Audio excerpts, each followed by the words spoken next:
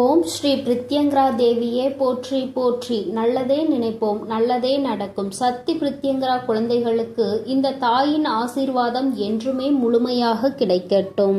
என் அன்பு பிள்ளையே, உன் தாயானவள் உனக்கு இன்று ஒரு அவசர செய்தியை தான் கொண்டு வந்திருக்கின்றேன். என் தங்கமே, தினமும் உன்னுடைய இல்லத்திற்கு வெளியே இரவு நேரங்களில் ஒருவர் நோட்டமிட்டு கொண்டே செல்கின்றார். எதற்காக அடுத்தவர்கள் இல்லத்தை நோட்டமிட வேண்டும்? அங்கே என்ன இருக்கிறது? அடுத்தவர்கள் வீட்டில் நடப்பது எதற்காக தெரிந்து கொள்ள நினைக்க வேண்டும்? அப்படியானாலும் இரவு நேரத்தில் வருவதற்கு காரணம் என்ன? இதை உனக்கு அம்மா சொல்வதற்காக இன்று வந்திருக்கின்றேன். இந்த தாயானவள் இது போன்ற செய்தியை எனக்கு சொல்கின்றாலே எனக்கு பயமாக இருக்கிறது. இப்படி சொன்னால் இரவு நேரத்தில் இனிமேல் எப்படி உறக்கம் வரும்? வெளியே என்ன நடக்கிறது என்றுதானே பார்க்க தோன்றும். எனக்கு பயம் அதிகமாக வந்துவிடுமே என்று என் பிள்ளை நீ நினைக்கலாம். என் தங்கமே, எல்லாவற்றிற்கும் முன்பாக உனக்கு ஒரு விஷயத்தை சொல்கிறேன்.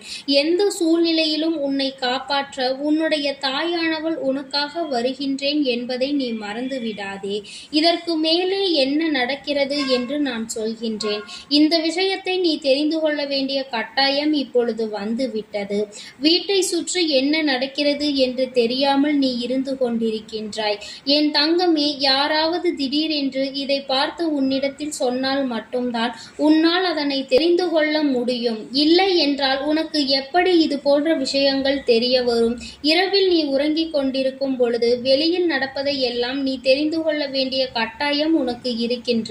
அடுத்தவர்கள் சொல்லி இதை என்று நீ தெரிந்து கொள்வது? அதனால்தான் அம்மாவே சொல்லிவிட வேண்டும் என்று ஓடோடி வந்திருக்கின்றேன்.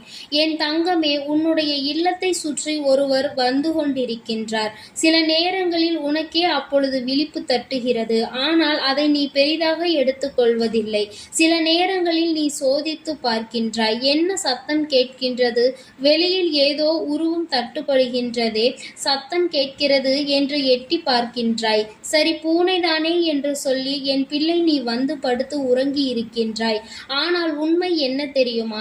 என் குழந்தையே, இங்கே குடும்பத்திற்குள் நடக்கின்ற சில விஷயங்களை ஒருவர் நோட்டமிட வேண்டும் என்று நினைக்கின்றார்.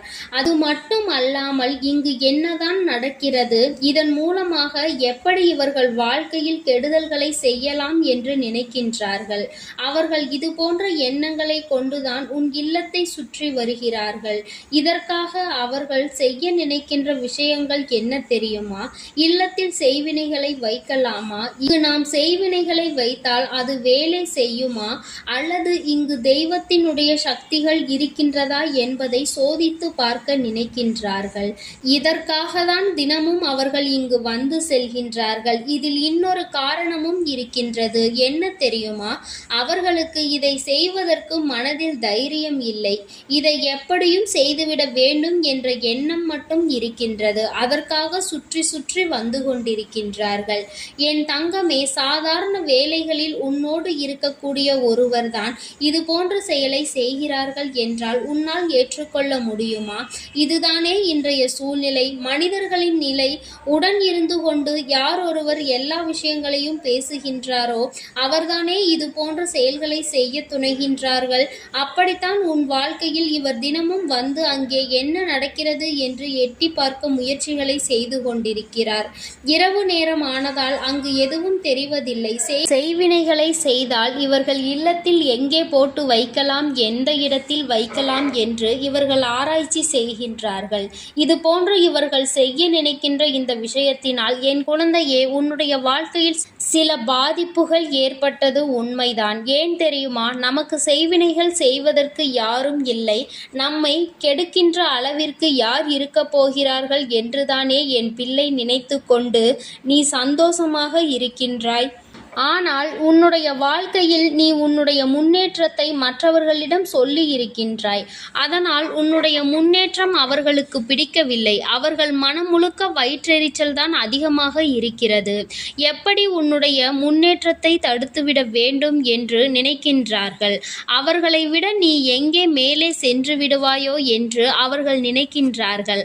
அதனால் ஏதேனும் ஒரு கெடுதலை செய்துவிடலாம் என்று எண்ணிக்கொண்டு அவர்கள் செய்ய நினைக்கின்ற விஷயங்களை செயல்களை தான் இது போன்ற செய்வினைகள் மூலமாக செய்கின்றார்கள். ஆனால் உண்மை என்னவென்றால் அவர்களுக்கு தெரியவில்லை. செய்வினைகள் என்பது அத்தனை சுலபமாக யாரும் செய்துவிட முடியாது. செய்கின்ற வினை மீண்டும் தனக்கே திரும்பி வந்துவிடும். இப்பேற்பட்ட இந்த சூழ்நிலையில் இன்று இன்னொருவருக்கு செய்வினைகளை செய்ய நினைப்பது அவர்களுக்கு மிகவும் எளிதாக இருக்கின்றது. ஆனால் இவர்கள் இது போன்று செய்ய துணிந்து விட்டார்கள் அல்லவா? அதனால் இந்த தாயானவள் அவர்களுக்கு சரியான பாடத்தினை புகட்ட வேண்டும் என்று எண்ணிவிட்டேன். என் பிள்ளையே, இன்று உன்னுடைய இல்லத்திற்கு நிச்சயமாக அவர்கள் நோட்டமிட வரத்தான் போகின்றார்கள். ஏனென்றால் அது அவர்களுக்கு ஒரு விதமான வியாதி போன்று மாறிவிட்டது. எப்படியும் இவர்களை அழித்துவிட வேண்டும், எப்படியும் செய்வினையை செய்துவிட வேண்டும் என்று நினைத்து தினமும் அங்கே நோட்டமிட்டு அல்லவா சென்று கொண்டிருக்கின்றார்கள். அதனால் என் தங்கமே, இன்று அவர்கள் வருகின்ற இந்த நேரமானது உன் தாயானவள் உன் இல்லத்தின் வாசலில் நிற்கப் போகின்றேன்.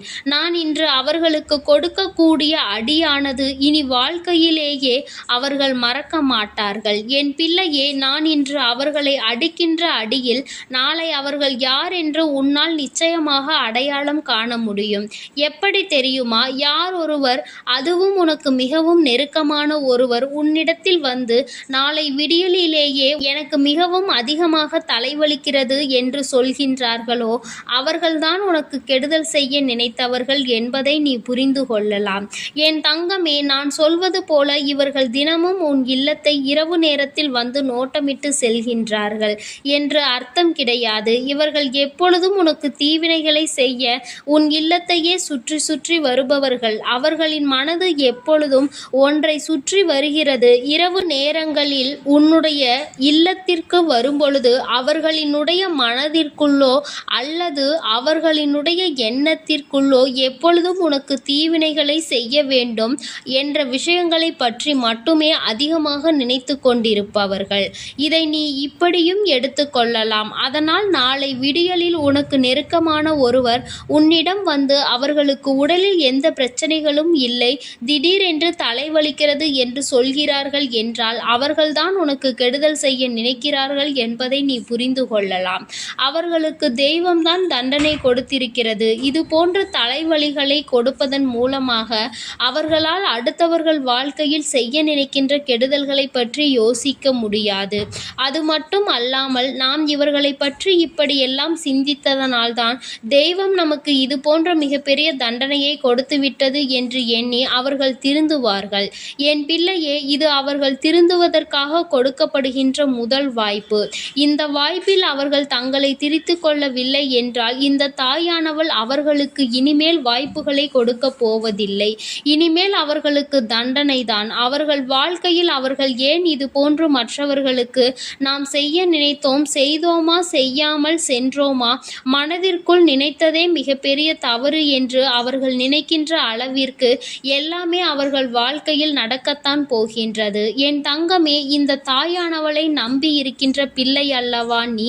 உன்னை பற்றியும் உன் இல்லத்தில் எப்பொழுதும் தீவினைகளை செய்ய வேண்டும் என்று நினைப்பவர்களை பற்றியும் அம்மா உனக்கு இன்று அடையாளம் காண்பித்திருக்கின்றேன். உன் இல்லத்திற்கு நோட்டமிட்டு வருகின்றவர் அல்லது தன்னுடைய மனதிற்குள் எப்பொழுதும் உன்னுடைய இல்லத்தில் இது போன்று செய்ய வேண்டும் என்று நினைத்திருக்க கூடியவர்கள் இருவரும் ஒருவர்தான். முடிந்தால் சில நாட்கள் வந்து எட்டி பார்த்து செல்வார்கள். இல்லை என்றாலும் மனதிற்குள் எப்பொழுதும் உனக்கு எதையோ செய்துவிட வேண்டும் என்ற எண்ணத்திலேயே சுற்றி திரிகின்றார்கள். உடன் இருந்து கொண்டே இது போன்று செய்கிறார்கள் அல்லவா? இவர்களை எல்லாம் என் பிள்ளையே நீ அடையாளம் கண்டுகொண்டு இவர்களிடத்தில் இருந்து எப்பொழுதுமே நீ தப்பித்து கொள்ள வேண்டும். தேவையில்லாமல் இவர்களோடு பழக்கம் வைத்து உன்னுடைய பிரச்சனைகளுக்கு நீயே காரணமாகி விடாதே. எல்லா சூழ்நிலைகளிலும் என் பிள்ளை நீ கவனமாக இருந்து விட்டால் போதும். இந்த வாழ்க்கையில் உனக்கு இனிமேல் நடக்க இருப்பது எல்லாம் இந்த தாயானவளினுடைய ஆசீர்வாதங்களோடு நல்லதாகவே நடக்கும். யாராலும் உன் வாழ்க்கையில் எதுவும் செய்துவிட முடியாது. தீய எண்ணங்கள் கொண்ட மனிதர்கள் சுற்றி இருக்கிறார்கள். அதை நீ புரிந்து கொள் என்றுதான் அம்மா சொல்கின்றேன். என் அன்பு குழந்தைக்கு இந்த சக்தி பிரித்யங்கராவின் அன்பும் ஆசீர்வாதமும் முழுவதுமாக கிடைக்கும். ஓம் ஸ்ரீ பிரித்யங்கரா தேவியே போற்றி போற்றி. ஓம் ஸ்ரீ பிரித்யங்கரா தேவியே போற்றி போற்றி.